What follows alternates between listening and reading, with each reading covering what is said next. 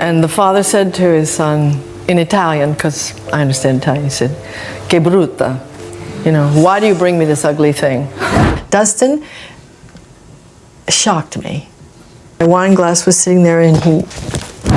For decades, she was untouchable, a symbol of class, discipline, and quiet power. No scandals followed her name, no public rivalries stained her image, and no careless words ever slipped past her careful control. Meryl Streep built a reputation that felt almost royal in its composure. But at 76, something shifted. The calm cracked, and in a moment no one saw coming, she let the truth fall without cushioning it. What she revealed stunned the very industry that worshipped her. There were actors she didn't simply disagree with or creatively clash alongside. She despised them. Not mild frustration, not professional tension, real, unmistakable hatred. And when she spoke their names out loud, the air in Hollywood seemed to thin.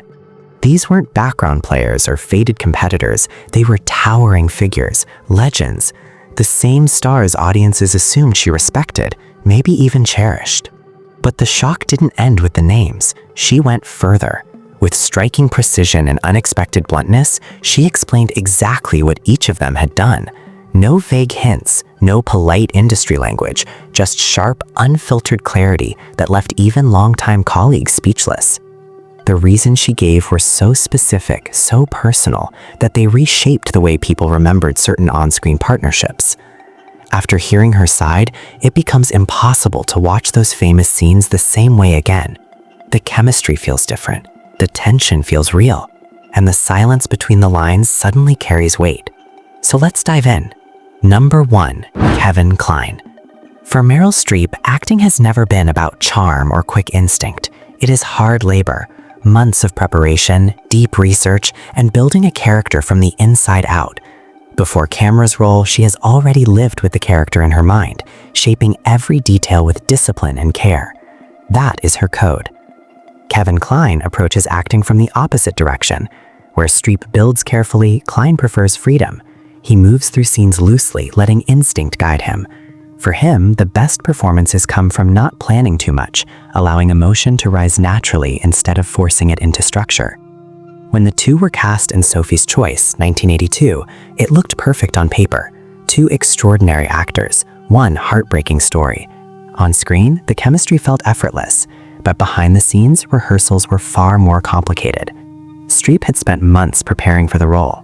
She studied Holocaust survivor testimonies, worked closely with dialect coaches, and carefully constructed Sophie's emotional world. She even learned Polish and German, believing that Sophie's shifting voice was essential to understanding her trauma. Kline reportedly saw this as excessive. During one rehearsal, he abruptly asked, "Are you sure the audience cares more about your vowel sounds than what she's feeling?" To him, it may have sounded practical. To Streep, it cut deeply. Sophie's voice wasn't just an accent. It was her history, her loss, her broken identity. The comment felt like a dismissal of everything she had built. The divide widened after filming.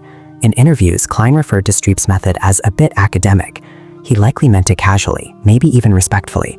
But for Streep, who had poured herself emotionally into the role, reducing her process to something academic felt like a quiet insult.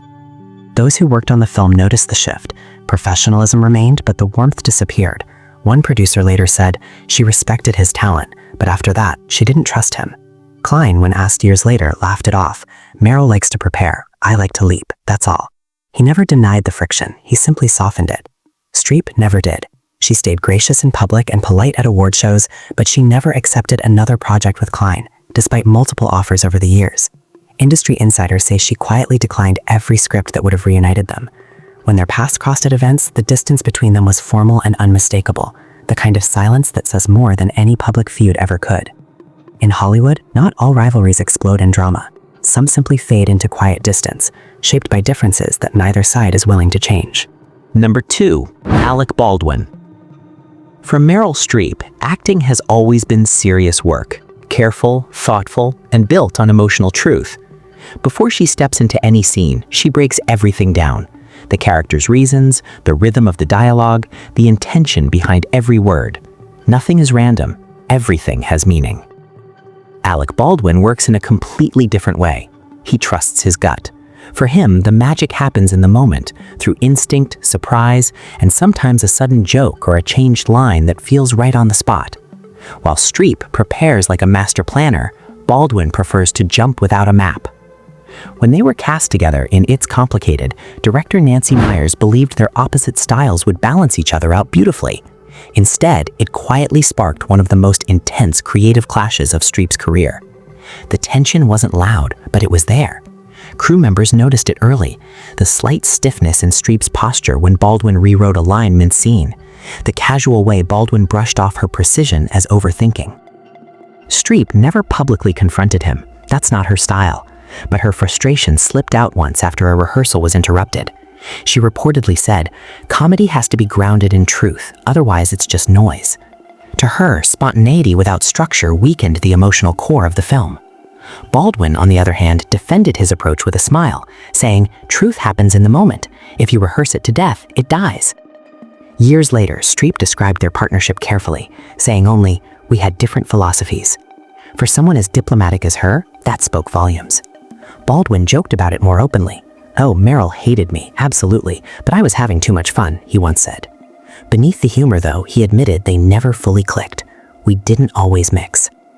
The conflict never exploded into headlines, but it quietly left its mark. Streep reportedly turned down later projects that involved Baldwin, and they haven't worked together since.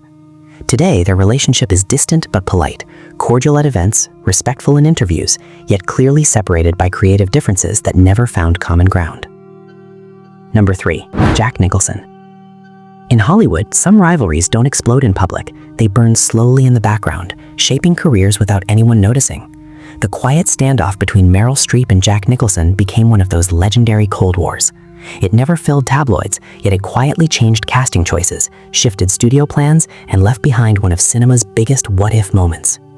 Long before either of them admitted there was tension, studios were already trying to bring them together. Starting in the late 1970s, producers pushed script after script their way, heavy dramas, political thrillers, serious literary adaptations. Everyone believed that Nicholson's explosive charisma, mixed with Streep's careful precision, would create box office magic. On paper, it looked unstoppable, but after a few early meetings, everything fell apart. The issue wasn't talent, it wasn't even chemistry, it was belief. Streep saw acting as a responsibility, a craft that demanded discipline, research, and deep respect for truth. Nicholson saw it differently. For him, acting was instinct, edge, rebellion. In one interview, half joking and half serious, he dismissed intense preparation as intellectual masturbation. The comet raced through Hollywood like wildfire. Most people brushed it off as classic Nicholson, bold, playful, unpredictable. But for Streep, it cut deep. She had devoted her life to mastering accents, psychology, and disappearing completely into her roles. To hear one of the industry's most powerful men mock that level of commitment felt personal, almost like an attack on the art itself. Someone who attended one of their studio meetings later said the shift in the room was instant. Streep didn't raise her voice, she didn't argue, but everyone knew the partnership was over. Nicholson, amused by her intensity, reportedly joked to a friend, "She's brilliant, but man, a little tightly wound." That didn't smooth things over.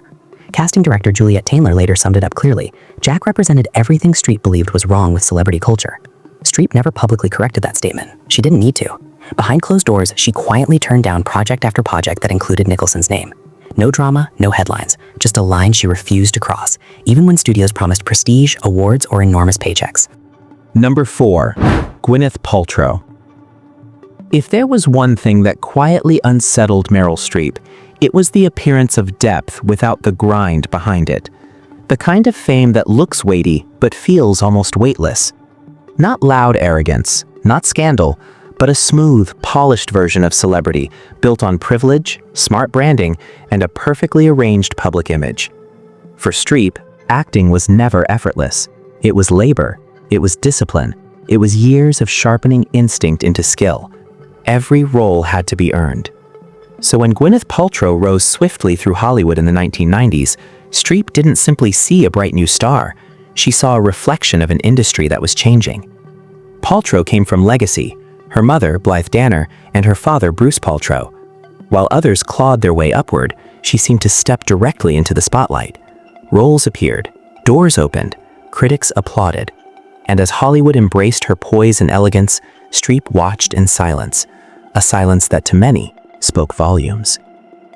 One longtime friend later recalled a private remark Streep allegedly made, describing it as talent that hadn't been tempered by struggle, fame that hadn't been forged in fire. To her, Paltrow symbolized a new era, celebrity propelled as much by timing and connections as by craft. Then came the moment that made the divide impossible to ignore: the Oscars. At the Academy Awards, Paltrow took home Best Actress for Shakespeare in Love. That same night, Streep had delivered one of her most emotionally demanding performances in One True Thing, and left without the trophy.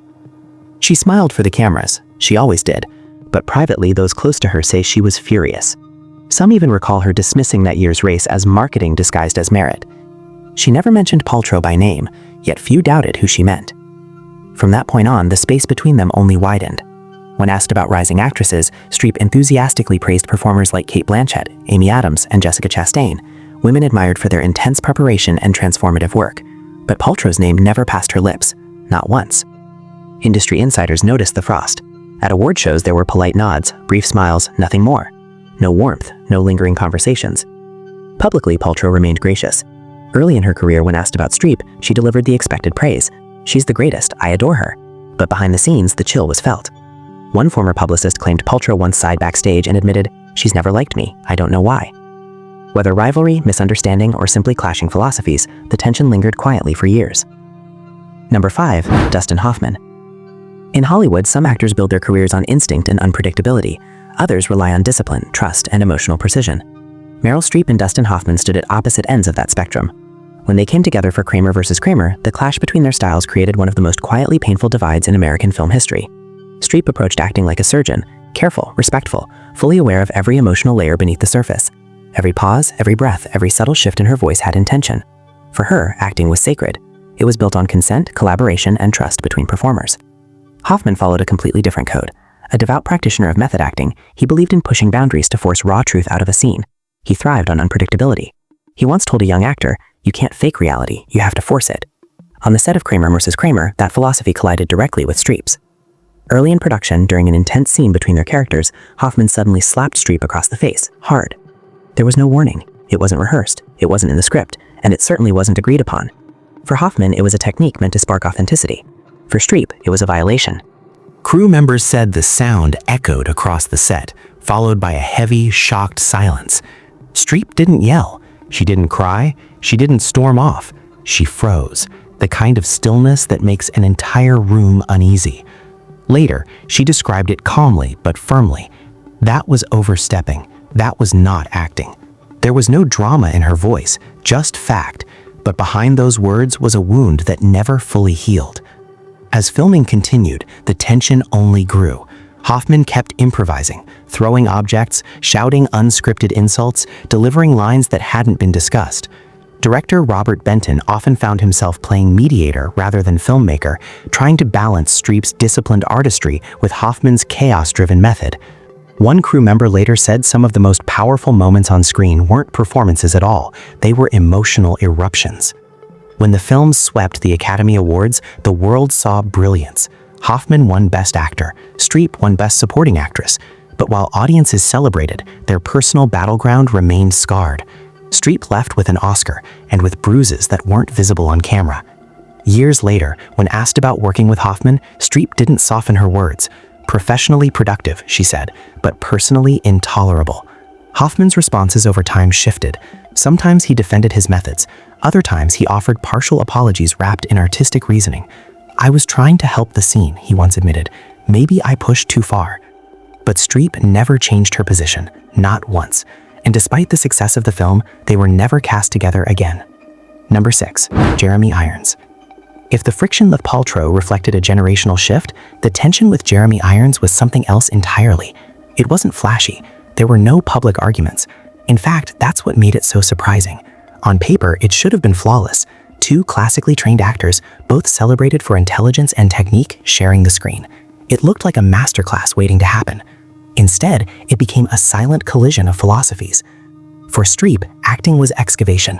She dug beneath the surface of every character, searching for buried trauma, hidden rhythms, private histories.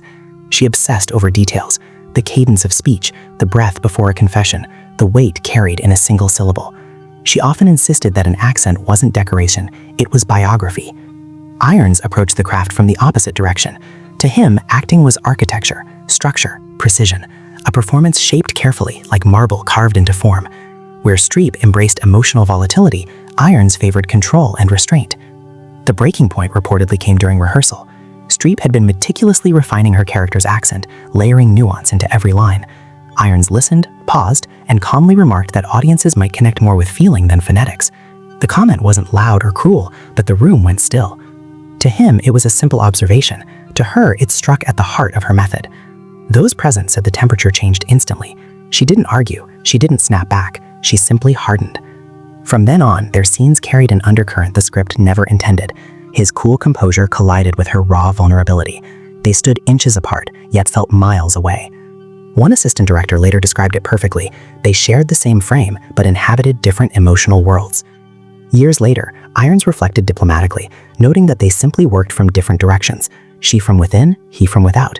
Streep, in an interview that avoided names, once observed that some performers confuse restraint with depth, stillness with truth.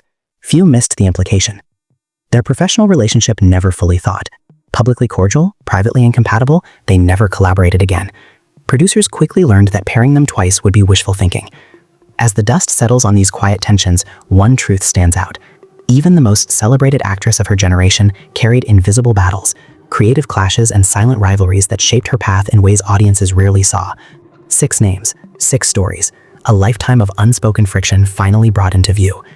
But here's the real question. Which of these stories caught you off guard the most? Share your thoughts below.